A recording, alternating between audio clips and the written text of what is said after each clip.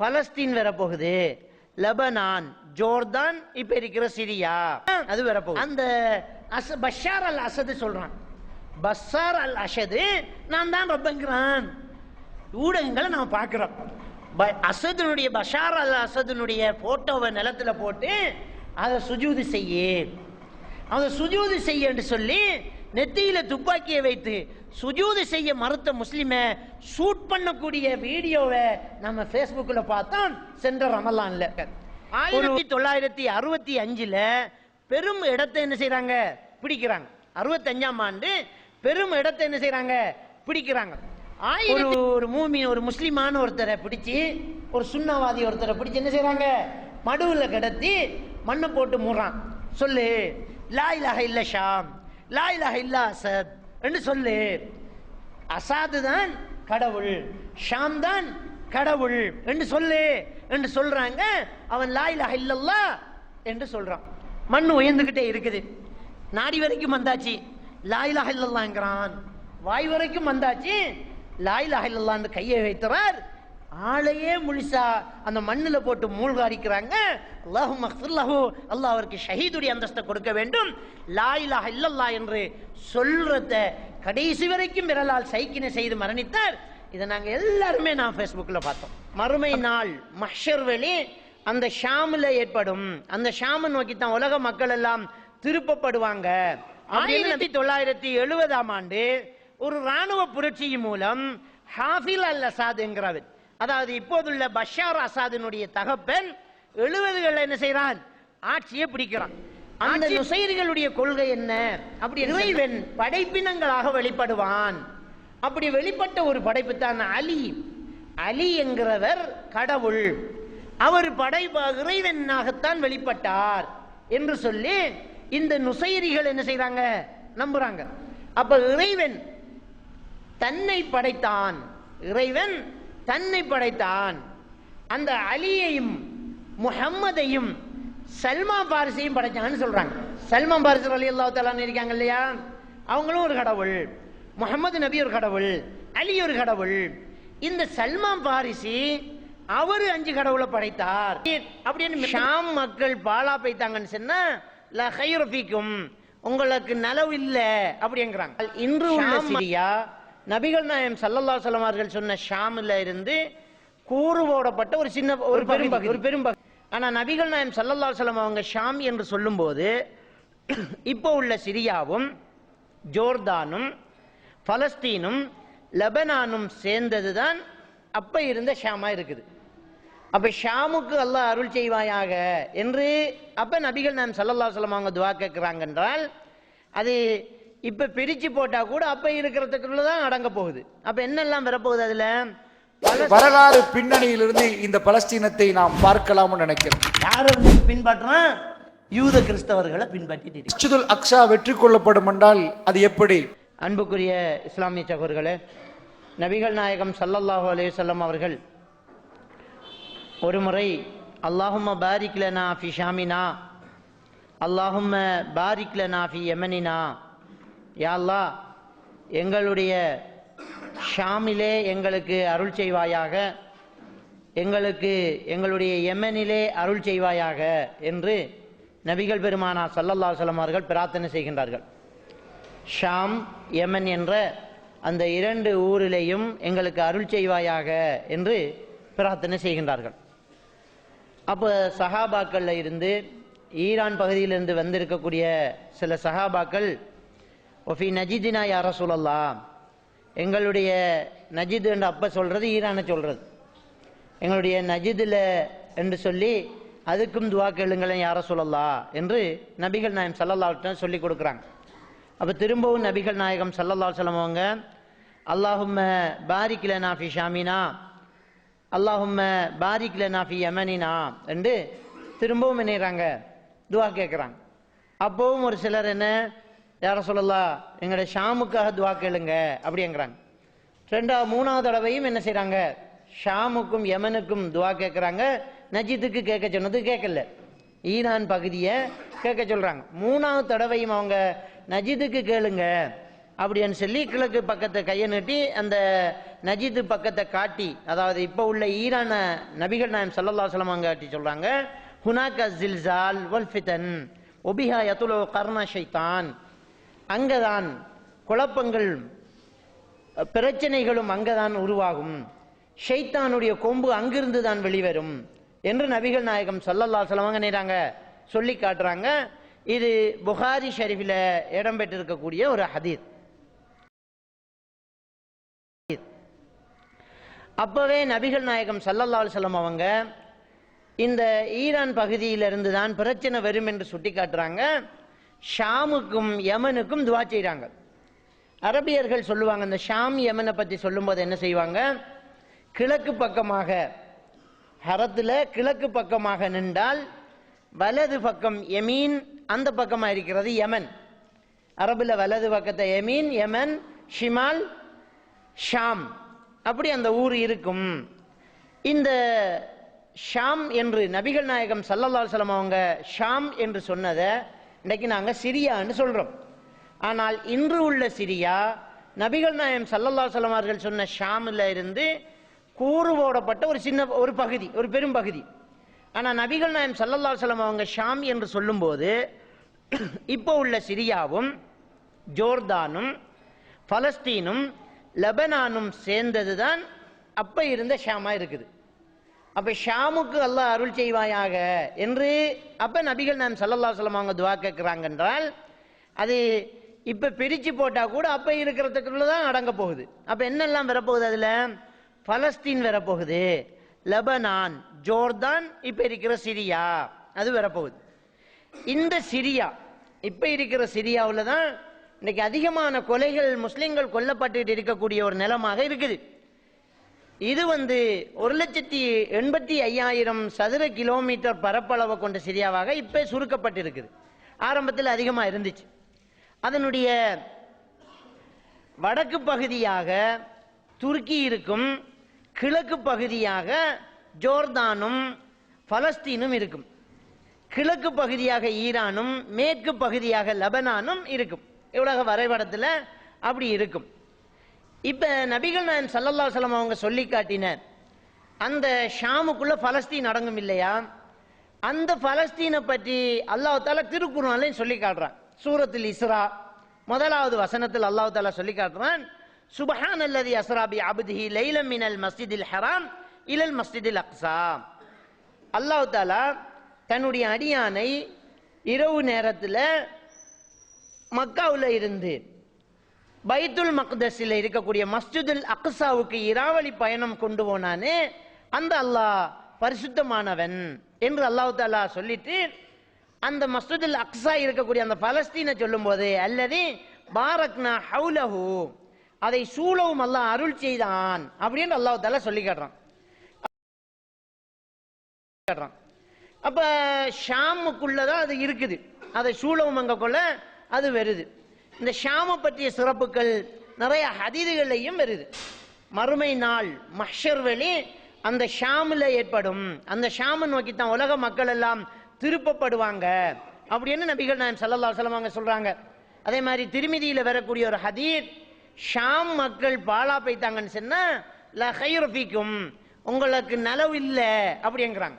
ஷாம் மக்கள் குழம்பிட்டாங்க, அவங்க ஃபசாதுல வந்துட்டாங்க அப்படி என்றால் உங்களுக்கு நலவில்லை அப்படிங்கிறாங்க. இந்த ஷாம் என்பது உண்மையிலேயே நிறைய நபிமார்கள் வந்த ஒரு பகுதியாகத்தான் இருக்குது. நுபுவத்துடைய நபிமார்கள் நிறைய பேர் வந்த ஒரு பகுதியாக இந்த ஷாம் பகுதி இருக்கிறத நாங்கள் பார்க்கலாம். அதே மாதிரி நிறைய சஹாபாக்கள், இப்னு அசாக்கிர் அவருடைய தாரிக் தமஷ்கில் எழுதும்போது என்ன எழுதுறாங்கன்னு சொன்னால், 10,000க்கு மேற்பட்ட நபித்தோழர்கள் போய் மரணித்து வாழ்ந்து மரணித்த இடம்தான் இந்த ஷாம் பகுதி. அதை அவருடைய பாணியில் எழுதும்போது எப்படி எழுதுறாருன்னு சொன்னால், ஷாமுடைய நிலத்தில் எந்த ஒரு கல்லை தூக்கினாலும் அந்த கல்லுக்கு கீழே ஒரு சஹாபியினுடைய எலும்பு துகள் இருக்கும். அப்படி அந்த பகுதி நிறைய சஹாபாக்கள் நிறைந்து வாழ்ந்த ஒரு பகுதி. இஸ்லாமிய ஆட்சி, இஸ்லாமிய சாம்ராஜ்யம் கூடுதலாக நீடித்து வாழ்ந்த பகுதி இந்த ஷாம் பகுதி. இஸ்லாத்தினுடைய மிக சிறந்த, இப்போது நாம் மதிக்கத்தக்க இமாம்கள் அதிகமானவர்கள் உருவாகிய பகுதி அந்த ஷாம் பகுதி. இமாம் அஹமது ரஹ்மத்துல்லாஹி அலைஹி அவர்கள் போராடி ஜெயிலில் இருந்து அவர் முஅத்தஸிலா கொள்கைக்கு எதிராக குரல் கொடுத்து போராடினார்கள். அவர் வாழ்ந்த பகுதி இந்த ஷாம் பகுதி. இமாம் இப்னு தைமியா ரஹ்மத்துல்லாஹி அலைஹி அவர்கள் அவர் வாழ்ந்த பகுதி அந்த ஷாம் பகுதி. அதே மாதிரியாக இமாம் நவவி, இமாம் இப்னு கையும் ஜவுசி, இமாம் இப்னு ஹஜர் அஸ்கலானி, இவங்கெல்லாம் முஹத்திது ஷாம் என்ற பெயர் பெற்றவர் தான் இமாம் அல்பானி ரஹ்மத்துல்லா. ஆமா, இமாம் அல்பானி ரஹ்மத்துல்லா அலைஹி அவர்களையும் கொல்றதுக்கு முயற்சி செய்கிறாங்க. அவர் கொஞ்ச காலம் தான் ஷாமில் இருக்கிறார். அவருக்கு பட்ட பேரை முஹத்திது ஷாம். அங்கிருந்து அவரை கொல்ல முயற்சி செஞ்ச உடனேயே இரவோடு இரவாக கால்நடையாக ஷாமை விட்டு வெளியிறங்குறார் இமாம் அல்பானி ரஹ்மத்துல்லாஹி அலைஹி அவங்க. இப்படி நிறைய இமாம்கள் வாழ்ந்த ஒரு பகுதி இந்த ஷாம் பகுதியாக இருக்குது. அந்த ஷாமில் உள்ள ஒரு பெரிய ஒரு நகரம், அந்த சிரியாவில் உள்ள ஒரு பெரிய ஒரு நகரம் தான் ஹலபோ என்று, ஹலப் என்று சொல்லக்கூடிய, ஹலப் என்று சொல்லுவாங்க. அது தமிழில் எழுதும்போது ஹலபோ என்று என்ன செய்றாங்க எழுதுறாங்க, ஹலப். அது நிறைய பேர் வாழக்கூடிய பகுதி. கிட்டத்தட்ட 23 லட்சம் மக்கள் அதில் வாழ்றதாகவும் புள்ளி விவரங்கள் என்ன செய்றாங்க எழுதுறாங்க. இமாம் இப்னு தைமியா ரஹ்மத்துல்லாஹி அலைஹி அவர்கள் அப்பவே அந்த ஷாமில் ஷியாக்களுடைய கடும் போக்குகள் சம்பந்தமாக நிறைய போராடி இருக்கிறாங்க, எழுதி இருக்கிறாங்க. இந்த ஷாம் பகுதியில் எப்படி மக்களுடைய புள்ளி விவரங்கள் இருந்துச்சு அப்படின்னு சொன்னால் 74% சன்னிகள் என்று சொல்லக்கூடிய ஷியாக்களுக்கு எதிரான குர்ஆன் ஹதீஸை பின்பற்றக்கூடியவர்களை, சுன்னாவை பின்பற்றக்கூடியவர்களை சன்னிகள் என்று நம்ம என்ன செய்வோம் சொல்லுவோம். அவங்க 74% இருக்கிறாங்க. அதே மாதிரியாக 10% கிறிஸ்தவர்கள் வாழ்ந்திருக்கிறாங்க. 16% ஷியாக்கள் என்ன செய்றாங்க இருந்திருக்கிறாங்க. அப்ப 16% ஷியாக்கள், மிக குறைந்த ஒரு பகுதிகளாகத்தான் ஷியாக்கள் அந்த ஷாமில் இருந்திருக்கிறாங்க. அதுக்கு பின்னால அந்த ஷாமுடைய வாழ்க்கையை வரலாற்றை எடுத்து பார்த்தோம்னு சொன்னால் இந்த ஷியாக்களுடைய கடும்போக்குத்தனங்கள் அதுல ரொம்ப அதிகமாகவே இருக்கிறத என்ன செய்யலாம் பார்க்கலாம். எப்படி இவர்கள் அதுல இருந்தாங்க அப்படின்னு சொன்னால், ஆரம்ப காலத்தில் இலங்கைய ஐரோப்பிய நாடுகள் ஆக்கிரமிச்சு செஞ்ச மாதிரி பிரித்தானியா இலங்கை என்ன செஞ்சது ஆண்டது, வெள்ளக்காரன் ஆண்டுன்னு சொல்லுவோம். 48ஆம் ஆண்டு சுதந்திரம் தந்துட்டு போனாங்கன்னு சொல்றோம் நாம.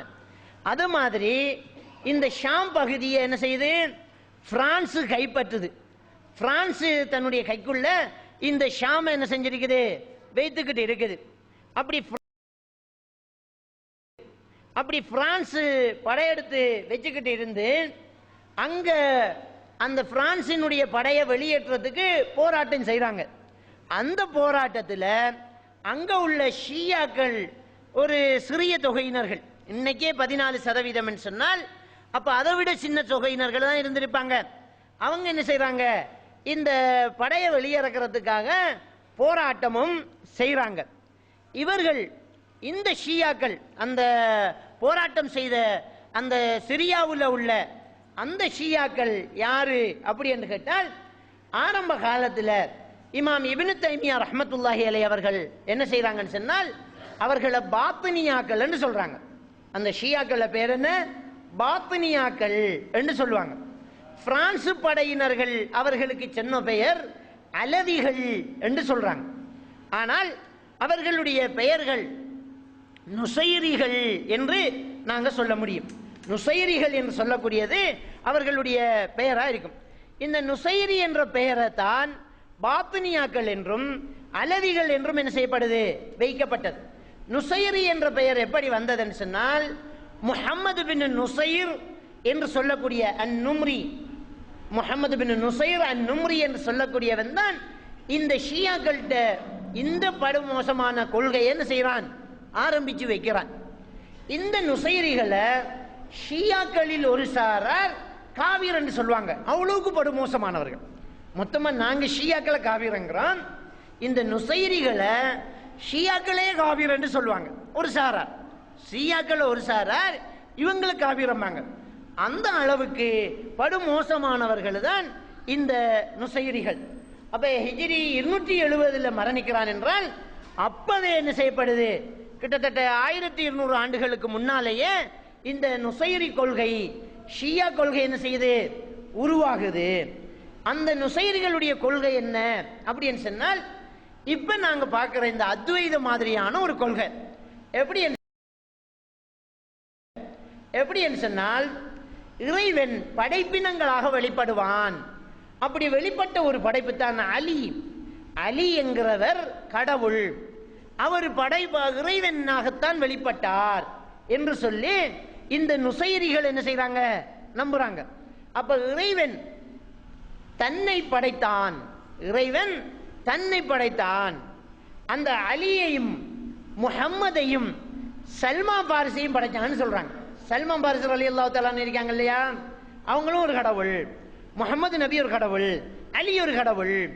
இந்த சல்மான் பாரிசி அவர் 5 கடவுளை படைத்தார் அப்படின்னு மிக்தாத் ரலியல்லாஹு தஆலா, அப்துல்லா இப்னு ரவாஹா, உஸ்மான் இப்னு மல்ஊன், இப்படி 5 பேரை சொல்லி அந்த 5 பேரை சல்மான் படைத்தார் அப்படின்றாங்க. மின்னல், மேகம், சூரியன், நட்சத்திரம், சந்திரன் இதெல்லாம் கடவுளினுடைய வெளிப்பாடு என்றெல்லாம் இவங்க சொன்னாங்க. இப்படி சொன்னதனாலதான் ஷியாக்களில் ஒரு சாராரே இவங்களை காவிர் என்று சொல்லக்கூடிய நிலைமை என்ன செய்து வந்தது. இந்த ஷியாக்கள்ல இஸ்னா அஷேரியா என்று சொல்லக்கூடிய 12 ஹலீஃபாக்கள் தோன்றுவாங்க என்ற கொள்கையில ஒரு பாட்டி இருக்குது. அதுல 12வது என்பவன் ஹசன் அல் அஸ்கரி. அதுக்கு பிறகு ஒருத்தர் வருவார், அவர்தான் இந்த முஹம்மது பின் நுசைர் அன்-நும்ரி என்று இந்த நுசைரிகள் என்ன செய்யறாங்க, நம்பி இருந்தாங்க. இப்படிப்பட்ட கொள்கை தான் இந்த ஷியாக்களுடைய நுசைரிகளுடைய கொள்கையாக இருந்தது. அப்ப இந்த நுசைரிகள் என்ன செய்யறாங்க, ஒவ்வொன்றுக்கும் உள்கருத்து சொன்னாங்க. தொழுகைக்கு ஒரு உள்கருத்து, நோம்புன்னா நோம்பு பிடிக்கிறது இல்ல, அந்த மாசம் மனைவியோடு சேராம இருக்கணும். மது என்பது அவங்கள்ட்ட ஹலால். மதுவுக்கு அப்துல் நூர் என்று சொல்லுவாங்க. அப்துல் நூர் அதான் சாராயம், அதை குடித்தால் ஞானம் பெறும். அப்ப சாராயத்தை புளிந்து தரக்கூடிய திராட்சை மரத்தை கண்ணியப்படுத்தி அதை வெட்டக்கூடாது, உடைக்க கூடாது, அப்படி என்று புனிதப்படுத்தக்கூடியவங்களாக இவங்க இருப்பாங்க. ஜகாத்துக்கு ஒரு உள்வழக்கம், இப்படி ஒவ்வொன்றுக்கும் ஒவ்வொரு உள்வழக்கங்கள் சொல்லக்கூடியவங்களாக இந்த நுசைரிகள் என்ன செய்யறாங்க, இருக்கிறாங்க. இப்படிப்பட்ட இந்த நுசைரிகள் உள்வழக்கம் சொன்னதனாலதான் இமாம் இப்னு தைமியா ரஹ்மத்துல்லாஹி அலைஹி அவர்கள் இவர்களை பாத்தினியாக்கள், உள்ரங்க கருத்து சொல்பவர்கள் என்று சொல்றாங்க. இவர்கள் அலி கடவுள் என்று சொன்னதனால அந்த பிரான்ஸ் படையினர்கள், இந்த சிரியாவை ஷாம ஆக்கிரமிச்சு செஞ்ச இந்த பிரான்சி படையினர்கள் இந்த நுசைரிகளுக்கு பெய்த பெயர் அலவிகள் என்று சொன்னாங்க. அலியை நம்பினவர்கள், அதான் அலவியல் என்று என்ன செய்யறாங்க, சொல்லி காட்டுறாங்க. 1920 அந்த பிரான்சி என்ன செய்து இந்த சிரியாவை ஒப்படைச்சிட்டு போறாங்க. 48ஆம் ஆண்டு நமக்கு நாட்டை தந்துட்டு போன மாதிரி 20 கொடுத்துட்டு போறாங்க. கொடுத்துட்டு போகும்போது ஒரு தௌலத்துல் அலவியா ஒரு சிறிய பகுதியை இவங்கள்ட்டே கொடுத்துட்டு போறாங்க. யார்கிட்ட, இந்த நுசைரிகள் கிட்ட. அவங்க அந்த பிரான்ஸ் படை என்ன செய்து அலவிகள் என்று தான் என்ன செய்வாங்க, சொல்லுவாங்க. அலவிகள் என்று சொல்லி அதை கொடுத்துட்டு போறத நாங்க பார்க்கலாம். கொடுத்துட்டு போனது பின்னால அவங்க அதுல இருந்து என்ன செய்யறாங்க, இந்த அலவிகள்கிட்ட இருக்கக்கூடிய, அதை பொதுவாக ஷியாக்கள்கிட்ட இருக்கக்கூடியது தக்கியா, தான் முஸ்லிம் என்று சொல்லிக்கிறது, கொள்கையை மறைச்சிக்கிறது. இப்படி மறைச்சுக்கிட்டு தன்னை ஒரு முஸ்லிம் என்று காட்டிக்கொண்டு பெரும் பெரும் பதவிகளுக்குள்ள, அரசாங்க அலுவலகங்களுக்குள்ள தன்னுடைய கொள்கையில உள்ளவர்கள் மெதுவாக என்ன செய்யறாங்க, நுழையிறாங்க. 1965 பெரும் இடத்தை என்ன செய்யறாங்க, பிடிக்கிறாங்க. 65ஆம் ஆண்டு பெரும் இடத்தை என்ன செய்யறாங்க, பிடிக்கிறாங்க. 1970ஆம் ஆண்டு ஒரு ராணுவ புரட்சி மூலம் ஹாஃபில் அல் அசாத் என்கிறவர், அதாவது இப்போதுள்ள பஷார் அசாதினுடைய தகப்பன் 70களில் என்ன செய்யறான், ஆட்சியை பிடிக்கிறான். ஆட்சியை பிடிக்கும் போது அவனுக்கு சார்பாக இருந்தவங்க ஒரு 20% தான் இருந்தாங்க. 80% ஆண்டு அந்த முஸ்லிம்களை கடுமையாக கொன்று முஸ்லிம்களை அறுத்தான், முஸ்லிம்களை கொலை செய்தான். இப்படி இந்த ஹாஃபில் அல் அசத் என்றான் இவன் என்ன செய்யறான் சொன்னா, கடுமையான கொடுமைகளை செய்து இந்த முஸ்லிம்களை அப்ப இருந்தே அழிச்சுக்கிட்டே இருந்தான். முஸ்லிம்கள் என்றது யாரு? முஸ்லிம்கள் என்றது யாரு? இந்த சுன்னிகள் என்று நாம சொல்லுவோம் இல்லையா, இந்த சுன்னாவை பின்பற்றக்கூடியவர்கள். இவர்களை கொல்றது ஷியாக்களுக்கும் யூதர்களுக்கும் ஒரு நன்மையான காரியமாகத்தான் அவங்க கருதுறாங்க. யூதர்களுக்கும் ஷியாக்களுக்கும் நிறைய தொடர்பாடல்கள் இருக்குது. அப்ப இந்த ஷாமை கைப்பற்றதுக்கு யூதர்கள் பலஸ்தீனை கைப்பற்றதுக்கான முயற்சி எப்படி இப்ப எடுத்தாங்களோ அந்த முயற்சி தான் அப்ப இந்த நுசைரிகள் எடுத்திருக்கிறாங்க. எப்படி இப்ப பலஸ்தீனை கைப்பற்றதுக்கு அந்த இடங்களை வாடகைக்கு எடுத்து கடன் கொடுத்து அவங்களுக்கு கடனை மூட முடியாம ஆக்கி அந்த நிலத்தை மொத்தமா எழுதி வாங்கி கொஞ்சம் கொஞ்சமா ஆட்சிக்குள்ள வந்து ஒரு நிலத்தை பிடித்து கொண்டாங்களோ அது யாருக்கிட்ட படிச்சுக்கிறாங்க? ஷியாக்கள்கிட்ட. ஷியாக்களுக்கும் இந்த யூதர்களுக்கும் நெருங்கின தொடர்பாடுகள் இருக்குது. இந்த ரெண்டு சாராருக்குமே முஸ்லிம்களை கொல்றதுங்கிறது ஒரு புனித செயலாக நன்மை தரக்கூடிய ஒரு விஷயமாகவே இருக்குது. எங்கெல்லாம் உலகத்தில் ஷியாக்கள் இருக்கிறாங்களோ, எந்த பகுதியில எல்லாம் ஷியாக்கள் வாழ்றாங்களோ அந்த பகுதியில எல்லாம் முஸ்லிம்களுக்கு அநீதியும் அக்கிரமமும் நடந்துகிட்டு இருக்கிறது தான் நாங்க பார்க்கலாம். அன்புக்குரிய இஸ்லாமிய சகோதரர்களே, இப்படி இந்த ஹாஃபில் அல் அசாத் என்கிறவன் ஆட்சியை பிடித்து அன்று முதல் முஸ்லிம்களை கொன்று கொண்டே இருக்கிறான். கொன்று முஸ்லிம்களை அழித்து கொண்டே என்ன செய்யறான் இருக்கிறான். அதுக்கு பின்னால்தான் அவனுடைய மகன் தான் பஷார் அசாத் என்ன செய்யறான்? ஆட்சிக்கு வரான். அப்ப இவர்கள் குடும்ப ஆட்சியாக கிட்டத்தட்ட 53 வருஷங்கள் என்ன செய்யறாங்க? குடும்ப ஆட்சிகளையே என்ன செய்யறாங்க? மேற்கொண்டுட்டு வராங்க. அப்ப இந்த குடும்ப ஆட்சியை கொண்டு வந்து முஸ்லிம்களை கொன்று குவிச்சுக்கிட்டு இருக்கக்கூடிய ஒரு நிலைமை வருது. இப்படி இருக்கக்கூடிய நிலையில தான் 2011 பிப்ரவரியில 2011 மார்ச்சில் என்ன செய்யறாங்கன்னு சொன்னால் மக்கள் என்ன செய்யறாங்க? ஒன்று சேராங்க. மக்கள் வீதிக்கு இறங்குறாங்க. அப்ப அந்த மக்கள் வீதிக்கு இறங்கி அந்த மக்கள் என்ன செய்யறாங்கன்னு சொன்னால் இந்த ஆட்சியாளரை மாத்தணும், இந்த ஆட்சியாளர் கொடுமை செய்கிறார் என்று அனைத்து மக்களும் கிட்டத்தட்ட வீதிக்கு இறங்குறாங்க. அப்ப எதிர்கட்சியாக இருந்தவங்களும் இறங்கி நிக்கிறாங்க. ஆனா மக்கள் இன்னொரு கட்சியாக இல்லை, அது மக்கள் கட்சியாகவே பொதுமக்களாக என்ன செய்யறாங்க? இறங்கி போராடுறாங்க. போராடினா என்ன செய்யணும்? ஒரு அரசாங்கத்தை நிறுத்த சொல்லி ஒரு அரசாங்க அதிகார ஆபீஸுக்கு முன்னால மக்கள் படை போய் நின்றால் கண்ணீர் புகை அடிக்கலாம், பொல்லடி அடிக்கலாம், கலவரத்தை தடுக்கலாம், அதான செய்வாங்க. ஆனால் இந்த பஷார் அல் அசாத் இந்த மக்கள் மீது பயன்படுத்தினது கொடூரமான ஆயுதங்கள், படுமோசமான யுத்த ஆயுதங்களை கொண்டு போய் இந்த மக்களை சரமாரியாக என்ன செய்யறான்? அழிச்சு தள்ளுறான். லட்சக்கணக்கான முஸ்லிம்கள் என்ன செய்யறான்? அழிச்சு தள்ளுறான். எந்த அளவுக்கு அந்த புள்ளி விவரங்கள் வருகிறது என்று சொன்னால் இந்த 2011 இருந்து 2013 மார்ச் வரைக்கும் நடந்த அந்த போராட்டம் புறவு நடந்த இப்ப நடந்தது இல்ல, இப்ப கொஞ்சம் ஓஞ்சி இருக்குது. இப்ப யுத்த சமாதானம் அப்படிங்கிற மாதிரி யுத்த நிறுத்த மாதிரி இப்ப இருக்குது. ஆனா இந்த 2011 இருந்து 2013 வரைக்கும் கிட்டத்தட்ட 2.5 கோடி மக்கள் இருந்த அந்த இடத்துல 23 லட்சம் 25 லட்சத்துக்குள்ள மக்கள் இருந்தாங்க. அதுல அரைவாசி மக்கள் கிட்டத்தட்ட 12.5 லட்சம் மக்கள் என்ன செய்யறாங்க? அகதிகளாகிறாங்க. 1,50,000 பேர் அவ்வளவு காலத்துக்குள்ள மரணிக்கப்பட்டிருக்கிறாங்க. அந்த 2 வருஷத்துக்குள்ள 1,50,000 பேர் மரணிக்கிறாங்க. 20 லட்சம் பேர் நிரந்தர நோயாளிகள் ஆயிட்டாங்க. அவங்க கால் இல்ல, கை இல்ல, மீள முடியாத நோயாளிகளாக சொந்த ஊருக்குள்ள. இதைத்தான் முஸ்லிம்கள் சொல்ற நம்ம. இந்த ஷியாக்களை தான் முஸ்லிம்கள் என்று பத்துவா கொடுக்கிறது. எவ்வளவு பெரிய ஒரு கொடூரமான ஒரு செயலை செய்யறாங்க. இவங்க எவ்வளவுக்கு பெரிய ஷிர்கான ஒரு விஷயத்தை செய்யறாங்க. இவங்க எவ்வளவுக்கு அகைதாவுக்கு வெளியில நிக்கிறாங்க.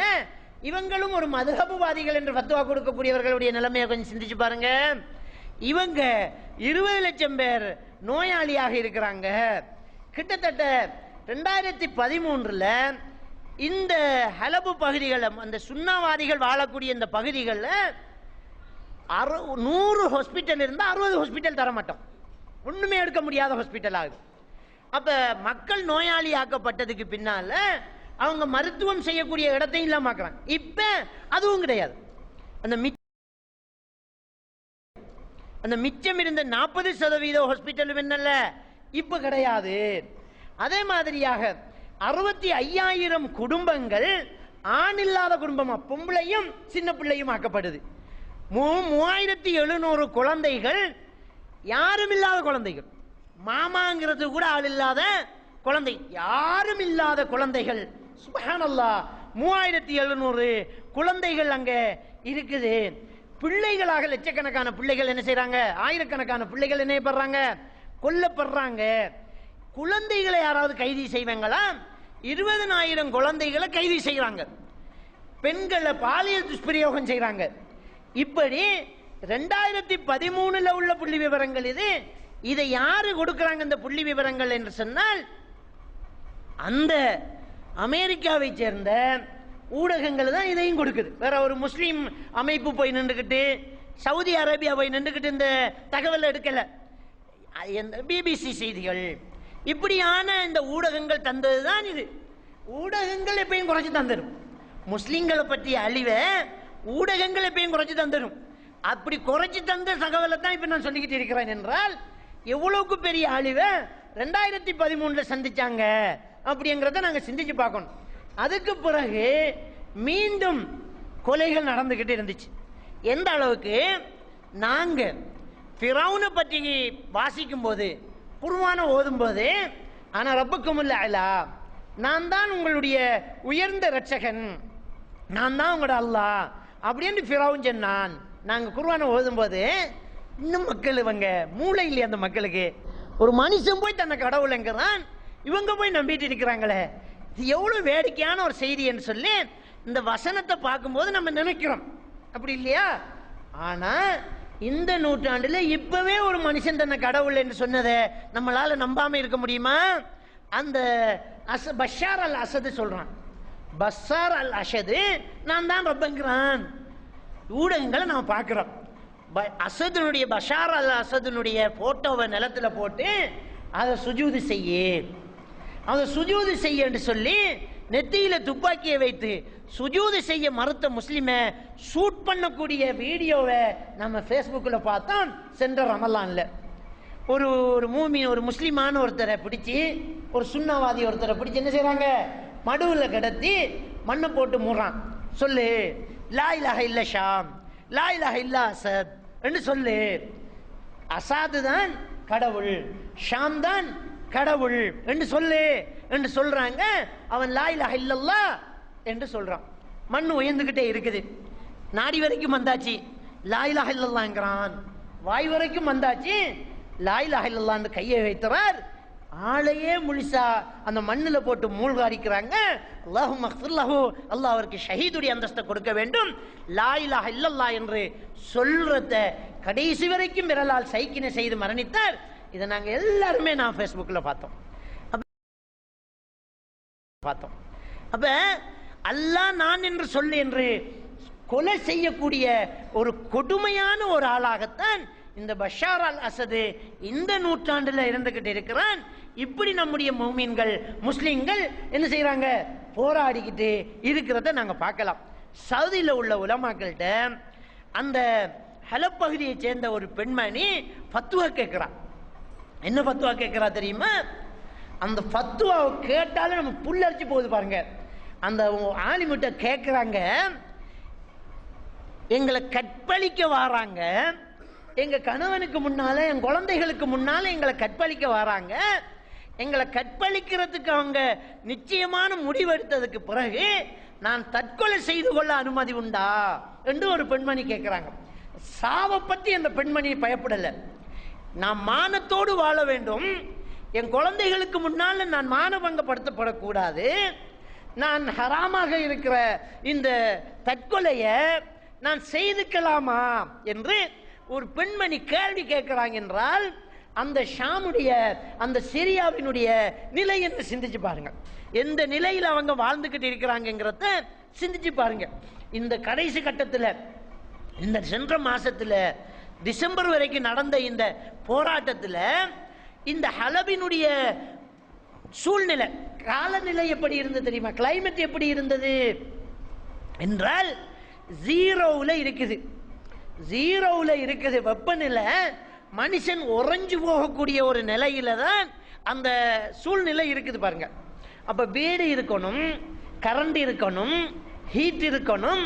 ஹீட்டரை போட்டுத்தான் ஐரோப்பிய நாடுகளில் இருக்கக்கூடிய இந்த குளிர் பிரதேசங்களை வாழக்கூடிய மக்கள் வாழ்ந்துட்டு இருப்பாங்க. வெளியில போகும்போது ஸ்வீட்டர் போட்டுக்குவாங்க, கார்ல ஹீட்டரை போட்டுக்குவாங்க, வீட்டுக்குள்ள ஹீட்டரை போட்டுக்குவாங்க. இந்த மக்களுடைய நிலைமை என்னன்னு சொன்னா, யுத்தத்தில் பாதிக்கப்பட்டு லட்சக்கணக்கான மக்கள் அகதிகளாக வெளியில 15 லட்சம் பேர் என்ன சொன்னாங்க, அகதிகளாக வெளியில இருக்கிறாங்க. சொந்த நாட்டிலேயே அகதிகளாக இருக்கிறாங்க. அகதி முகாமுக்கு கூடாரம் மட்டும்தானே தவிர அங்க கரண்ட் எல்லாம் கிடையாது. எல்லாம் அடிச்சு தரமட்டமாக்கிட்டாங்க. அகதிகளாக போய் இருக்கிறவங்க யுத்தத்தில் மரணிக்கிற அளவுக்கு கொத்து கொத்தாக முகாமிலேயே மரணிக்கிறாங்க, வயதானவர்களும் குழந்தைகளும். எதனால? இந்த கிளைமேட் சேஞ்சினால. இந்த பனி உறைஞ்சு போய் இந்த குழந்தைகள் எல்லாம் அப்படியே உறைஞ்சி போய் அப்படியே மரணிக்கக்கூடிய காட்சிகளை நாங்க இன்னைக்கு வீடியோக்களை பார்க்கிறோம். அப்ப இந்த கிளைமேட்லயே என்ன செய்யறாங்க, பெரிய போராட்டத்துக்குள்ளாகி இந்த மக்கள் என்ன செய்யறாங்க, அழிக்கப்பட்டுக்கிட்டே இருக்கிறாங்க. அல்லாஹ் தஆலா திருக்குர்ஆன்ல சொல்றான், வஇதல் மௌஊதத்து சுயிலத், இந்த குழந்தைகள் எதற்காக கொல்லப்பட்டார்கள் என்று அல்லாஹ் நாளை மறுமையில விசாரிக்கப்படுவான். அவங்க எதுக்காக கொல்லப்பட்டாங்க? கலிமாவை ஏத்துக்கிட்ட ஒரு காரணத்துக்காக. இந்த ஷியாக்கள் யாரை அழிக்கிறாங்க? சுன்னிகளை, சுன்னத்தை ஏற்றுக்கொண்டவர்களை அழிக்கிறாங்க. இந்த சுன்னாவாதிகளை தான் அழிக்கிறாங்க. எதுக்காக மறைக்கிறாங்க? அல்லாஹ்வை நம்பின ஒரு காரணத்துக்காகத்தான் இந்த மக்கள் என்ன அழிக்கப்படுறாங்க. ஆனால் கடைசி வரைக்கும் அவர்கள் கலிமாவை விட்டு கொடுக்காம ஈமானோடைய போராடிக்கிட்டு இருக்கக்கூடிய ஒரு நிலையை நாங்க பார்க்கலாம். அன்புக்குரிய இஸ்லாமிய சகோதரர்களே, இதுக்கு முன்னாடி தாத்தாரிகளை கொண்டு வந்து, இந்த தாத்தாரிகளை கொண்டு வந்து லட்சக்கணக்கான முஸ்லிம்களை கொலை செய்வதற்கு துணையாக நின்றது இந்த நுசைரிகள். இமாம் இப்னு கதீர் ரஹ்மத்துல்லாஹி அலைஹி அவங்க அல் பிதாயா வ நிஹாயாவுல என்ன செய்றாங்க, எழுதுறாங்க. இந்த தாத்தாரிகளை கொண்டு வந்து முஸ்லிம்களை கொலை செய்யறதுக்கு துணையா நின்றவங்க யாரு? இந்த நுசைரிகள்.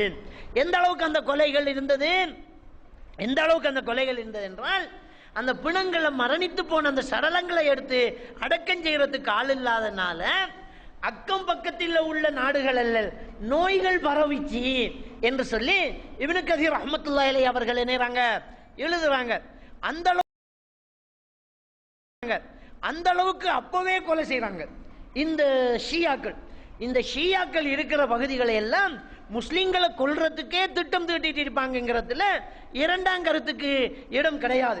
அன்புக்குரிய இஸ்லாமிய சகோதரர்களே, 2வது அத்தியாயம் சூரத்துல் பக்ரா 250வது வசனத்துல அல்லாஹ் சுப்ஹானஹு வ தஆலா அந்த நிர்கதியான மக்கள் கேட்ட பிரார்த்தனையை சொல்லி காட்டுறான். அந்த பிரார்த்தனை இந்த மக்கள் செய்ய வேண்டிய ஒரு நிலைமையா இருக்கலாம். இப்ப என்ன பிரார்த்தனை செய்றாங்க? ரப்பனா அஃப்ரிக் அலைனா சப்ரன், யா அல்லாஹ் எங்களுக்கு பொறுமையை கொட்டு விடுவாயாக என்று அவங்க துஆ கேட்டாங்களாம். எப்படி? அஃப்ரிக் என்று சொன்னால் தண்ணியை தலையில கொட்டுறதுக்கு சொல்றது, தண்ணியை கொட்டுறதுக்கு சொல்றது. எப்படி? இவ்வளவுக்கு சோதிக்கப்பட்டாங்க. அந்த சோதிக்கப்பட்ட மக்கள் கேட்ட துஆ 2வது அத்தியாயத்தில் 250வது வசனம், ரப்பனா அஃப்ரிக் அலைனா சப்ரன், யா அல்லாஹ் எங்களுக்கு பொறுமையை கொட்டுவாயாக என்று நீராங்க அவங்க துஆ கேட்கிறாங்க. அந்த ஒரு நிலை இந்த மக்களுக்கு. நாம இங்க சந்தோஷமா இருந்துட்டு இருக்கிறோம், நாங்க இங்க சந்தோஷமா இருந்துகிட்டு இருக்கிறோம். இப்படிப்பட்ட ஒரு நிலையில அந்த மக்கள் இருக்கிறாங்க. நாங்க என்ன செய்யறது? இந்த மக்களுக்காக நாங்க என்ன செய்யறது? நாங்க இந்த மக்களுக்காக துஆ செய்வோம். நாங்களும் இந்த இலங்கை ஹலபாக மாறாம இருக்கிறதுக்காக பாதுகாப்பு செய்வோம். நாம வேற ஒண்ணும் செய்ய முடியாது, நாம அதைத்தான் செய்யணும். நாம தவறுல இருந்து நீக்குவோம். அங்கே மக்கள் எப்படி இருக்கிறாங்க? கட்டடங்கள் எல்லாம் நொறுங்கி போய், நீங்க பார்த்திருப்பீங்க வீடியோக்களை, எந்த கட்டடமும் இல்லை. அது திரும்ப ஒரு நகரமா மாறதுக்கு எத்தனை 100 வருடங்கள் இருக்குதுன்னு தெரியாது. அவங்க சொத்துக்களை எல்லாம் இழந்து உயிரை கையில வச்சுக்கிட்டு உறைந்து போற அந்த கிளைமேட்ல வாழ்ந்துகிட்டு இருக்கிறாங்க. நாங்க சீதன ஊட்ட திருப்பி கொடுக்கிறோம் இல்ல, அடுத்தவன் சொத்தை அவதரிச்சுக்கிட்டு இருக்கிறோம், அதை திருப்பி கொடுக்கிறோம் இல்ல. காசு பணத்துக்காக இன்னைக்கு மார்க்கத்தை கைவிட்டுக்கிட்டு இருக்கிறோம். நாம சிந்திச்சு பாருங்க, அந்த நிலைமை நமக்கிட்ட இருக்குது. அன்றைய அந்த மக்களுடைய நிலைமை இப்பவே இந்த காலத்துல அந்த முஸ்லிம்களுடைய நிலைமை என்ன இப்படி இருக்குது. அதனால இந்த மார்க்கத்துக்காக நாங்க ஜிஹாது செய்யக்கூடியவர்களாக இருக்க வேண்டும். அல்லாஹ் தஆலா திருக்குர்ஆன்ல சொல்லி காட்டுறார், மக்களுக்கு அவர்களுடைய பெற்றோர்கள், அவர்களுடைய வாரிசுகள், அவர்களுடைய குடும்பத்தினர்கள், மனைவிமார்கள், அவர்கள் சேர்த்து வைக்கக்கூடிய அவர்களுடைய சொத்துக்கள் நஷ்டம் வந்து விடுமோ என்று பயந்த அவர்களுடைய வியாபாரங்கள், அவர்கள் பொருந்திக் கொண்டு விட்ட வீடுகள், இவை அத்தனையும் அல்லாஹ்வை விட, அல்லாஹ்வுடைய தூதரை விட, அல்லாஹ்வுடைய பாதையில் போராடுவதை விட விருப்பமானதாக இருக்குமாக இருந்தால் ஃபத்தரப்பசு, அவங்க எதிர்பார்த்திருக்கட்டும் அல்லாஹ்வுடைய சோதனை வாரத்தைன்னு அல்லாஹ் தஆலா சொல்லி காட்டுறான். அவங்க எதிர்பார்த்துக்கிட்டு இருக்கட்டும் அல்லாஹ்ட சோதனை வாரத்தை என்று அல்லாஹ் தஆலா சொல்லி காட்டிட்டு அநியாயக்கார கூட்டத்துக்கு அல்லாஹ் நேர் வழி காட்ட மாட்டேங்கிறான். அன்புக்குரிய இஸ்லாமிய சகோதரர்களே, அல்லாஹ்ட தூதர் அல்லாஹ்ட பாதையில போராடுறதுக்கு இந்த சொத்து சுகம், காசு பணம், மனைவி, மக்கள் இதெல்லாம் நமக்கு தடையா இருக்க கூடாது. இது எல்லாத்தையும் விட அல்லாஹ்வுடைய மார்க்கம் நம்ம பெருசா இருக்கணும். இந்த மார்க்கத்தை நாம் இந்த பணத்துக்காக விற்கக்கூடிய ஒரு கேடுகட்ட நிலை நமக்கிட்ட நினைக்கூடாது, வந்துடக்கூடாது. இதுல இருந்து நாம படிப்பிட்டு எடுக்கணும். அந்த மக்களுக்காக நாங்க துஆ செய்வோம், அந்த மக்களுக்கு நாங்க பிரார்த்தனை செய்வோம், அல்லாஹ் அவர்களுக்கு விடிவை கொடுக்க வேண்டும். அல்லாஹ் தஆலா திருக்குர்ஆன்ல சொல்லி காட்டுறான், ஒமயத்தகில்லாஹ் யஜ்அல் லஹு மக்ரிஜா, யார் அல்லாஹ் பயப்படுறாங்களோ அவங்களுக்கு அல்லாஹ் தஆலா விடிவை கொடுப்பான் என்று அல்லாஹ் தஆலா சொல்றான். அவங்க அல்லாஹ் பயப்படுறாங்க, நாங்களும் அல்லாஹ் பயப்படுவோம், இவங்களுக்காக நாங்க துஆ செய்வோம். அன்புக்குரிய இஸ்லாமிய சகோதரர்களே, இப்போது இந்த மூமின்கள் நம்முடைய சகோதரர்கள் இன்றைக்கு செத்து மடிந்து மண்ணோடு மண்ணாகிறாங்க, சித்திரவதை செய்யப்படுறாங்க, கற்பழிக்கப்படுறாங்க, கொடூரமாக கொல்லப்படுறாங்க என்றால் ஒரு வகையில அது இழப்பாக தெரிந்தாலும் உண்மையிலேயே அவர்கள் அதற்குரிய கூலியை பெற்றுக்கொள்வாங்க. அல்லாஹ் நாளை மறுமையில அந்த கூலியை கொடுப்பானுங்கிறதுல எந்த இரண்டாம் கருத்தும் இல்லை என்பதை நாங்கள் எல்லாம் புரிந்து கொள்ள வேண்டும். அல்லாஹ் நம் அனைவரையும் ஈமானோடு வாழ வைத்து ஈமானோடு மரணிக்க செய்வானாக. அல்ஹம்துலில்லாஹ், அல்ஹம்துலில்லாஹி வஹதா, அஸ்ஸலாத்து வஸ்ஸலாமு அலா மன் லா நபிய பஅதா. அன்புக்குரிய இஸ்லாமிய சகோதரர்களே, அல்லாஹ் தஆலா திருக்குர்ஆன்ல சொல்லி காட்டுறான், இந்த காவிர்கள் நாடு நாடாக சுற்றி திரிவது உங்களை ஏமாற்றத்தில் விட வேண்டாம் என்று அல்லாஹ் தஆலா சொல்றான். அதாவது இஸ்லாத்துக்கு எதிராக எவ்வளவு வேலை செய்கிறாங்களே, அவங்க பாட்டுக்கு ஜாலியாக நல்லா தானே இருக்கிறாங்க. தகல்லுபுஹும் ஃபில் பிலாத், அவங்க நாடு நாடாக அப்படியே மாறி மாறி ஆட்சி செஞ்சுக்கிட்டு இருக்கிறாங்களே, இது உங்களை ஏமாற்றத்தில் விட வேண்டாம். இன்னமா நும்லி லஹும் யஸ்தாது இஸ்மா, அவங்கள நாங்கள் விட்டு வச்சிக்கிறோம். எதுக்கு விட்டு வச்சிக்கிறோம் தெரியுமா? இன்னும் கொஞ்சம் பாவத்தை கூட செஞ்சுட்டு வாங்க அப்படிங்கிறதுக்காக விட்டு வச்சிருக்கிறோம் என்று அல்லாஹ் தஆலா நேரான் சொல்லி காட்டுறான். முஸ்லிமில் வரக்கூடிய ஒரு ஹதீஸ், நாளை மறுமையில் முஸ்லிம்கள்கிட்ட இருந்து ஒரு கூட்டம் வரும், முஸ்லிம்கள்ல இருந்து கூட்டம் ஒன்று வரும். அவங்க மலைகளை போன்று பாவம் செஞ்சிருப்பாங்களாம், மலையாக பாவம் செஞ்சுட்டு இருப்பாங்க. அல்லாஹ் தஆலா அந்த பாவம் அவ்வளவு தூக்கி யூத கிறிஸ்தவர்கள் தலையில தூக்கி வச்சிருவான், இவங்களை சொர்க்கத்துக்கு அனுப்பிடுவான். இப்படி முஸ்லிமில் ஒரு ஹதீஸ் வருது. இந்த ஹதீஸை பார்த்த உடனே இப்போ உள்ள அந்த பகுத்தறிவுக்கு படலாட்டி ஹதீஸுல் இவங்கிறவங்க என்ன குர்ஆனுக்கு மாற்றமா இருக்குது, லா தஸிரு வாஸரத்துன் விஸ்ர உக்ரா, ஒரு ஆத்மா செஞ்சத்தை இன்னொரு ஆத்மா சுமக்காதே, அப்போ குர்ஆனுக்கு மாற்றம்னு லைவமாங்க. இமாம்கள் அது தெரியாமல் எழுதலை, தெரிஞ்சு அழுகிறாங்க. அப்போவே இமாம்கள் சொன்னாங்க இப்படி ஒரு நிலைமை வருமெண்டு. இந்த ஹதீஸ் சரியான ஹதீஸ் தான், சும்மா எல்லாம் இவங்களுடைய பாவத்தை தூக்கி அவங்க தலையில சுமத்தாட்டல்ல. அல்லாஹ் நீதியாளன். முஸ்லிம்களை கொத்து கொத்தாக இந்த யூத கிறிஸ்தவர்களுடைய சதியில் கொலை செய்யப்படுவார்கள். இன்னைக்கு நடக்குதான், பின்னால நிக்கிறவங்க இவங்க தான். அப்ப ஷியாக்கள்ங்கிறவங்க யூதர்கள் தான், இதுல ரெண்டாங்கிறது கடன் கிடையாது. அப்படியே கொல்லுவாங்க. அப்ப கொல்லப்படுறவங்க பாவம் செஞ்சிருப்பாங்களா ஏற்கனவே மலைமலையா? அல்லாஹ் தஆலா அவங்களுக்கு கொடுக்கக்கூடிய பாக்கியம் என்ன தெரியுமா? நீ தானே கொன்ற, மலைமலையா செஞ்ச பாவம் எல்லாம் சுமக்க வேண்டி வரும், அப்பாவிகளாக அவங்க சொர்க்கம் போறாங்க. அப்ப ஒரு வகையில நம்ம சகோதரர்கள் சொர்க்கம் போறாங்கிற மனக்கண் காட்சி நமக்கு தெரியணும். அவங்களை அவங்கள பாவங்களை சுமக்கிறதுக்கு இந்த கொடியவர்கள் வரப்போறாங்க. இந்த உலகத்தில் இவங்க அழியணும், நாசமாகணும் என்று நாம் எதிர்பார்ப்போம். ஆனா இந்த உலகத்தில் அவங்க ஒரு தடவை தான் அழிய முடியும். அல்லாஹ் தஆலா குர்ஆன்ல சொல்றான், குல்லு நஃப்ஸின் தாயிகத்துல் மௌத், ஒவ்வொரு ஆத்மாவும் மரணத்தை சுவைத்தே தீரும் என்று அல்லாஹ் தஆலா சொல்லிட்டு தொடர்ந்து என்ன சொல்றான்னு சொன்னால், உங்களுடைய நன்மைகள் தீமைகளுக்கு கூலி கொடுக்கப்படுவது நியாயமாக மறுமை நாளையில தான் அப்படி என்று சொல்லி அல்லாஹ் சுப்ஹானஹு வ தஆலா சொல்றான். அப்போ உங்களுக்கு சரியான தீர்ப்பு கிடைக்கிறதுக்கு மௌத்தாகத்தான் வேணும், அதுக்கு பிறகுதான் உங்களுக்கு தீர்ப்பு கிடைக்கும் அப்படின்னு நினைறான் அல்லாஹ் தஆலா சொல்லி காட்டுறான். எனவே ஒரு வகையில் நாங்க அவர்களுக்காக துஆ செய்வோம். அடுத்தது ஒரு திருப்தி, அவங்க மௌத்தானத்தோட போச்சு, வேதனை எதுவுமே கிடையாது. அஸ்மா ரலியல்லாஹு தஆலா அவர்கள்ட்ட மகன் வந்து கேட்கிறார், அப்துல்லா ரலியல்லாஹு தஆலா, அப்துல்லா பின் ஜுபைர் ரலியல்லாஹு தஆலா நேராங்க, அவங்க ஹஜ்ஜாஜ் பின் யூசுஃபுடைய படையெடுத்து வருகிறது. அப்போ அவர் தான் கவர்னராக இருக்கிறார். அவர் சுற்றி வளைக்கப்பட்டுட்டார். நம்மளை வந்து கொன்றுவாங்கன்னு அவருக்கு நல்லா தெரியுது. அவர்கிட்ட ஹஜ்ஜாஜ் பின் யூசுப் செய்தி அனுப்புறார், நீயா வந்து சரணடைஞ்சா உனக்கு ஒரு சிறிய பகுதியை ஆட்சிக்கு தருவோம், இல்லாட்டி உன்னை கொல்லுவோங்கிறான். அப்போ அஸ்மா ரலியல்லாஹு தஆலா ஆயிஷா நாயுடைய சகோதரி, 2 கண்ணும் தெரியாத அளவுக்கு வயசு போச்சு, உம்மா வயசான நிலைமையில் இருக்கிறாங்க. எப்போதுமே மகனுக்கு தைரியம் மூட்டி அச்சப்படக்கூடாது, போராடணுண்டா என்று வளர்த்து தாய். அந்த தாயை சந்திக்கிறதுக்கு அப்துல்லா பின் சுபைர் ரலியல்லாஹு வராங்க.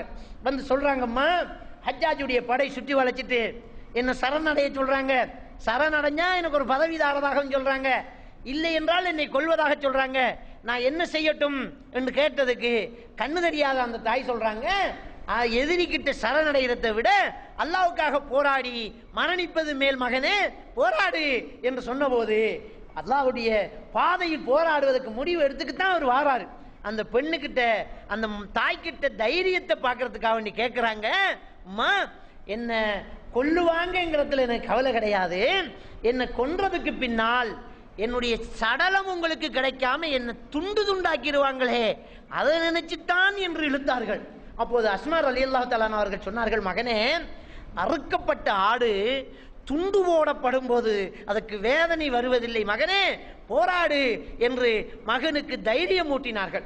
அது மாதிரி தான் நம்முடைய மூமின்கள் முஸ்லிம்கள் எல்லாம் கொத்து கொத்தாக கொல்லப்பட்டாலும் உயிர் விரியும் வரைக்கும் தான்.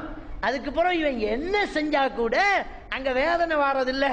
அந்த ஆத்மாவுக்கு அல்லாஹ் பரிசு கொடுக்க போறான், அதுக்கு சொர்க்கம் கொடுக்க போறாங்கிறத நாங்க தெளிவாக புரிஞ்சு கொள்ளணும்.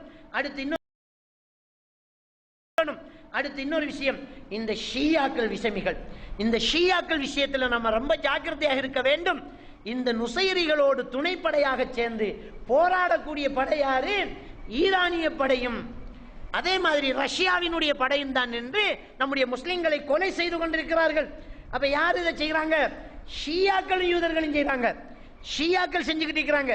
இந்த ஷியாக்கள் விஷயத்துல எச்சரிக்கையா இருக்கணும். ஷியா இப்ப எங்க இருக்குது? நம்ம நாட்டில் வளர்ந்துகிட்டு இருக்குது. கல்குடா தொகுதியிலேயே 200க்கும் மேற்பட்ட உலமாக்கள் இதுவரைக்கும் உருவாகியாச்சு. ஷியாக்களுடைய பள்ளி உருவாயிச்சு. நம்ம கண்டும் காணாமலும் இருக்கிறோம். அவர்களுடைய திட்டமிடல்கள் நடந்துகிட்டு இருக்குது. ரொம்ப கவனமாக இருக்க வேண்டும். இந்த ஷியாக்களுடைய பரவல்கள் நம்முடைய நாட்டையும் ஹலபாக மாற்றிவிடும். அவர்களுடைய நோக்கம் முஸ்லிம்களை அழித்து விடுவதும் கொல்வதும் தான் என்பதை புரிந்து கொள்ள வேண்டும். இன்றைக்கு ரபீல் அவல் வந்துச்சா எல்லா ஸ்கூல்களுக்கும் தெரியும். குர்ஆன் போட்டி பத்திரம் வருது, போம் வருது. உங்களுடைய ஸ்கூல்ல இருந்து திறமையாக குர்ஆன் ஓத தெரிந்தவர்களை போட்டிக்கு அனுப்பி வைங்கண்டு. யார் இந்த போட்டியை நடத்துறது? குர்ஆன் போட்டியை நடத்துற ரபீல் அவல்ல நடத்துற யாரு? ஈரான் எம்பசி நடத்துது, ஷியாக்கள் நடத்துறாங்க. திறமையான மாணவர்கள் எடுத்துட்டு ஸ்காலர்ஷிப் என்ற பேர்ல எங்க அனுப்புறாங்க? ஈரானுக்கு அனுப்புறாங்க. ஸ்கூல்லேயே நல்ல ரிசல்ட்ஸ் எடுத்த பிள்ளைகளுக்கு ஒரு எக்ஸாம் வச்சு ஈரான்லயே பெட்ரோலியம் இன்ஜினியரிங் படிச்சு தரோம்னு சொல்லி இலவசமா கொண்டு போய் கொள்கையை மாத்திக்கிட்டு இருக்கிறாங்க. ஊர்ல உள்ள டாக்டர்ஸ், லோயர்ஸ், ஜட்ஜஸ் என்று பெரும் பதவியில இருக்கிறவங்களை போய் அணுகி நாங்க ஒரு 10 நாள் ஈரானுக்கு சுற்றுலா கொண்டு போறோம் பிள்ளைகளை, அதுல ஊர்ல உள்ள தலைவர்களில் 5 பேரா இருக்கிறதாக முடிவு, அது உங்களோட பேரும் வந்திருக்குது, எல்லாமே இலவசம், இங்கிருந்து கொழும்பு போறதுக்கு கூட ஒரு செக்கு தாரோம் என்றா நிறைய பேர் போறாங்க. அப்படி போய் நிறைய தலைவர்கள் இன்னைக்கு கொள்கை மாறிக்கிட்டு ஷியா பிரச்சாரத்தை உள்ளால செஞ்சுக்கிட்டு இருக்கிறவங்க இருக்கிறாங்க. கல்யாணம் என்ற பேரில் ஷியா மாப்பிளமார்கள் தன்னை முஸ்லீம் என்று காட்டிக்கிட்டு வந்து கல்யாணம் முடிச்சு பெரும் குடும்பத்தில் முடிச்சு பெரிய தொழிலதிபராக பெரிய பெரிய பதவியில இருந்து முடிச்சு பிள்ளையும் பிறந்தது பிறகு ஷியா கொள்கையை காட்டுறாங்க. தலாக் பண்ண முடியாத சூழ்நிலைக்கு நம்முடைய கிழக்கு மாகாணம் தள்ளப்படுது. அந்த குடும்பம் ஷியாவுக்கு ஆதரவாகுது. குடும்பத்தை பாதுகாப்பா வச்சுட்டு ஷியா கொள்கை பரவலாக்கல் நடந்துகிட்டு இருக்குது. இப்படி ஷியா கொள்கைகள் நம்முடைய ஊர்ல பரவிக்கிட்டு இருக்குதே, இதுல நாங்க எச்சரிக்கை அளிக்கணும். நான் ஒரு விஷயத்தை சொல்லித்தாகணும். நடந்து முடிஞ்ச விஷயம்தான், ஆனால் நாங்க தெரிஞ்சு கொள்ள வேண்டும். இலங்கையில் ஷியா கொள்கை பரவுவதற்கு தெரிந்தோ தெரியாமலோ ஜமாத் இஸ்லாமிகள் காரணமாக இருந்துட்டாங்க. அந்த சகோதரர்களை என்னை மன்னிக்க வேண்டும். அவங்க காரணமாக இருக்கிறாங்க. எப்படி? ஈரானிய புரட்சி நடக்குது. ஈரானிய புரட்சி, இஸ்லாமிய புரட்சி என்று சொல்லி ஈரானிய புரட்சி நடக்குது. குமைனியினுடைய புரட்சி நடக்கிற நேரம் ஆட்சியை பற்றி ஒரு பாடம் நடத்த போறாங்கன்னு நினைச்சுக்கிட்டு இந்த ஜமாத் இஸ்லாமிகள் இங்கிருந்து ஒரு 7 மௌலைமாரை ஈரானுக்கு அனுப்பி வைக்கிறாங்க. அவங்களால் தொடக்கி வைக்கப்பட்டதுதான் இந்த ஓட்டமாடியில் இருக்கக்கூடிய மதரசா. அந்த இஸ்ஹாக் மௌலவி ஜமாத் இஸ்லாமிகள் அனுப்பின ஒரு மௌலவி தான். அவரோடு சேர்ந்த சிலர் இன்றைக்கு இருந்துகிட்டுத்தான் இவங்கள் பரப்பினாங்க.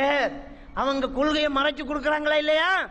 தூதி என்ற புத்தகத்தை இசு பண்ணிக்கிட்டு இருந்தாங்க. ஜமாத் இஸ்லாமின்னு சொல்லல, ஆனால் அதனுடைய கொள்கையில் ஊறிப்போன சில உள்ளங்கள் அதை கொடுத்தது. அதில் பிரிண்டிங் என்ன, அந்த பேப்பருடைய குவாலிட்டி என்ன, எவ்வளோ இலவசமாக கொடுத்தாங்க. அதில் என்ன ஆயத்துல்லா கொமைனி, இமாம் ஆயத்துல்லா கொமைனி என்று போட்டாங்க. ஒரு காவிர், ஒரு சண்டாளனை இமாம் என்று போட்டாங்க. போட்டு மக்கள் மத்தியில் ஈரான் ஒரு இஸ்லாமிய சாம்ராஜ்யம் மாதிரி காட்டினாங்க. ஈரானுடைய தொழில்நுட்ப வளர்ச்சி தூதுல எழுதப்படுது. அரபு அச்சதர கோவைகள் இந்த தூது என்ற புத்தகத்தில் எழுதப்படுது. தூதுல வரக்கூடிய செய்தி என்ன? ஈரான் செய்தி கொண்டு வரப்படுது. மக்கள் மத்தியில் இமாம் கொமைனி என்ற பெயரை பதிச்சாங்க. அதனுடைய விளைவு அவனுடைய சாவில் தெரிந்தது. கொமைனி செத்ததுக்கு எத்தனை பள்ளிவாசல்களில் ஜனாசா தொழுகை நடத்தினார்கள் என்று அப்போது இருந்தவர்களுக்கு தெரியும். எவ்வளவு பள்ளிவாசல் தொழுகை, ஒரு காவிற்கு போய் தொலை வச்சுட்டாங்களே. சிந்திச்சு பாருங்க. இன்னைக்கு இப்ப முட்டிக்கிட்டு அவங்களும் சேர்ந்து எதுக்குறாங்க? தொடக்கி விட்டது நாம. சிந்திச்சு பார்க்கணும். 2000ஆம் ஆண்டு அல் ஹசனாத்து பத்திரிகையில் யூசுப் அல் கர்லாவிட பத்துவாவை எழுதி வெளியிடுறாங்க. என்ன யூசுப் அல் கர்லாவிட பத்துவா? ஷியாக்களும் 5வது மதுஹப் என்று, ஷாபி மதுஹப் மாதிரி, ஹனபி மதுஹப் மாதிரி, ஹம்பலி மதுஹப் மாதிரி ஷியாக்களும் ஒரு மதுஹப் என்று அல் ஹசனாத்தில் எழுதுறாங்க. அதுக்கு எதிராக அப்ப எல்லாம் நாங்க ஜும்மா ஓதினோம். அதுக்கு எதிராக அப்போது நாங்க கொடுத்தோம். அதுக்கு அடுத்த அல் ஹசனாத்தில் என்ன பதில் வருது? இது பத்திரிகை, அவருடைய கருத்தை பிரசுரித்தோம் என்று சொல்றாங்க. இது கருத்து பிரசுரிக்கிற ஒரு புத்தகமா இது அல் ஹசனாத்து? அவன் ஷியாங்கிற ஒரு காவிர மதுஹப்ங்கிறான். அதை எழுதிட்டு ஆசிரியர் கருத்து எழுத வேண்டாமா? அதுக்கு அப்பவும் அதை வக்காலத்து வாங்குறோமே. இந்த யூசுப் அல் கர்லாவி யாரு? யூதனை புகழ்ந்து பாடினவன். பராக் அல் யஹூதி என்கிறவன் என்ன செய்யறான்? தேர்தலில் நின்று, அவன் ஒரு யூத நாட்டினுடைய தேர்தலில் நின்று 99% வாக்குகளால வெற்றி பெறான். இஸ்ரேல் தேர்தலில் நின்று பராக் அல் யஹூது 99% வெற்றி பெறான். 99% வெற்றி பெறான். உலகத்திலேயே எவனும் அப்படி வென்றது கிடையாது. எதிர்கட்சியினால அரவாசிக்கு கொஞ்சம் கூட அப்படித்தான் வெல்லுவாங்க. அப்ப இதுக்கு நிறைய நாடுகள் வாழ்த்து செய்தி சொல்லுது. சொன்னா பேசாம சும்மா இருக்க வேண்டியதானே? யூசுப் அல் கர்லாவி என்ன சொல்றாரு தெரியுமா? பராக் அல் யஹூது பெற்றிருக்கக்கூடிய வெற்றி உலகத்தில் யாரும் பெறாத வெற்றி சொல்லிட்டு சொல்றார், அல்லாவே மனித உருவத்தில் வந்து போட்டியிட்டால் கூட இந்த அளவுக்கு வெற்றி பெற்றிருக்க மாட்டாங்கிறார்.